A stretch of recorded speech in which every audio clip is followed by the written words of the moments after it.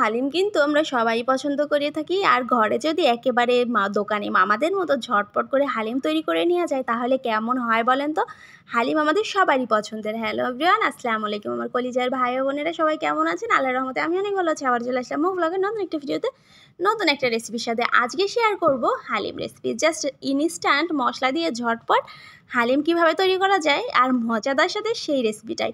এজন্য আমি প্রথমেই নিয়ে নিয়েছি হালিম মিক্সড। এখানে রাঁধুনি হালিম মিক্স নিয়েছি। আমি অন্য হালিম মিক্সও খেয়ে দেখেছি, কিন্তু রাঁধুনিটা বেস্ট হালিম মিক্সের জন্য।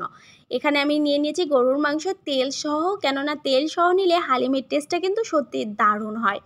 এ পর্যায়ে আমি এটাকে সাইডে রেখে দিচ্ছি। এবার আমি চলে যাচ্ছি ডাউল প্রসেসিং করার জন্য। আমি এখানে আমার পুরোটা হালিম লাগবে না, এজন্য আমি হাফ কাপ পরিমাণ ডাউল নিয়ে নিয়েছি, দেখতেই পাচ্ছেন। এবার আমি এখানে হাফ কাপের ডাবল পরিমাণ পানি দিয়ে একেবারে ফুটন্ত গরম পানি দিয়ে দিয়েছি এখানে। এবার এই ফুটন্ত গরম পানি দিয়ে এখানে আমি 40 মিনিটের জন্য ভিজিয়ে রেখেছিলাম। আপনারা চাইলে 30 মিনিটও ভিজিয়ে রাখতে পারেন। এটা কিন্তু একেবারে নাড়া দেওয়ার সাথে সাথে ঘন হয়ে যাচ্ছে। ঢেকে রেখে দিলাম 40 মিনিটের জন্য। এবার চলে যাব মাংসটা প্রস্তুত করতে। মাংসটা প্রস্তুত করার জন্য এখানে প্রথমে আমি পেঁয়াজটা একটু বেশি করে দিলাম। বেরেস্তা ভেজে কিছুটা উঠিয়ে রাখবো, কেননা হালিমের উপরে ডেকোরেশনের জন্য কিন্তু পেঁয়াজের বেরেস্তাটা দেওয়া বেশি প্রয়োজন। এই জন্য আমি কিছুটা পেঁয়াজ উঠিয়ে রাখলাম। আর বাকি পেঁয়াজটার ভিতর এখানে আমি দিয়ে দিব জিরা বা রসুন বাটা আর আদা বাটা। রসুনটা আর আদাটা খুব ভালো করে কষিয়ে নেব। যে কাঁচা গন্ধটা যখন চলে যাবে এ পর্যায়ে জিরা গুঁড়া 1 চামচ, ধনিয়া গুঁড়া 1 চামচ, হলুদ গুঁড়া হাফ চামচ, মরিচের গুঁড়া হাফ চামচ দিয়ে খুব ভালো করে এটাকে আমি কষিয়ে নিচ্ছি। মশলাটা যখন কষে আসবে এ পর্যায়ে আমি এখানে দিয়ে দিব হালিম মিক্স সেই গুঁড়া মশলাটা দিয়ে আবারও কষিয়ে নিলাম। এবার দিয়ে দিলাম সেই গরুর মাংসটা দিয়ে আবারও খুব ভালো করে কষিয়ে নেব। এই মাংসটা যতটা মজা হবে খেতে কিন্তু টেস্ট ততটাই ভালো আসবে। এবার আমি 40 মিনিটের জন্য পানি দিয়ে ঢাকা দিয়ে রেখে দিচ্ছি। ফিরে আসছি একেবারে মিহি কুক হওয়া পরে। একেবারে আমার মাংসটা কুক হয়ে গেছে, দেখতেই পাচ্ছেন ঝোলটাও টেনে গেছে।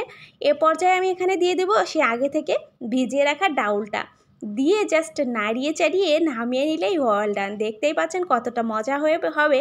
আর এই মাংসটা যতটা মজা হবে খেতে কিন্তু ততটাই টেস্টটা দারুণ হবে। এখানে স্বাদ মতো লবণ আর দিয়ে দিলাম একটু গরম মশলা গুঁড়া আর একটু সেই তেঁতুল আগে থেকে ভিজিয়ে রেখেছিলাম তেঁতুলের পাল্প। এবার দিয়ে খুব ভালো করে নাড়াচাড়া করে নামিয়ে নিলাম। আর এর ঘনত্বটা দেখতেই পাচ্ছেন কতটা রেখেছি। এর ঘনত্বটা কিন্তু বেশি পাতলাও হবে না আর বেশি ঘন হবে না, তাহলে খেতে কিন্তু জাস্ট অসাধারণ লাগে। এভাবেই আমি এ পর্যায়ে নামিয়ে নিচ্ছি। আর আমার উপকরণের জন্য কী কী লাগছে ডেকোরেশনের জন্য, এখানে শসা, সাথে ধনিয়া পাতা, কাঁচা পেঁয়াজ আর পেঁয়াজের বেরেস্তা, কাঁচামরিচ। এবার আমি একটা পাত্রে হালিম একটু একটু করে নিয়ে নিচ্ছি। নিয়ে নেওয়ার পরে এটা কিন্তু আমি ডেকোরেশন করব। আর এখানে কিন্তু আপনারা মাংস যে কোনো মাংস নিতে পারেন। আর মাংস হাড় চর্বি নিলেই ভালো হয়, কেননা খেতে কিন্তু দারুণ লাগে। আর মাংসটা কিন্তু পুরোটা কুক হতে হবে, তাহলে খেতে আরও বেশি ভালো হয়। এই তো উপর দিয়ে একটু ডেকোরেশন করে দিলাম।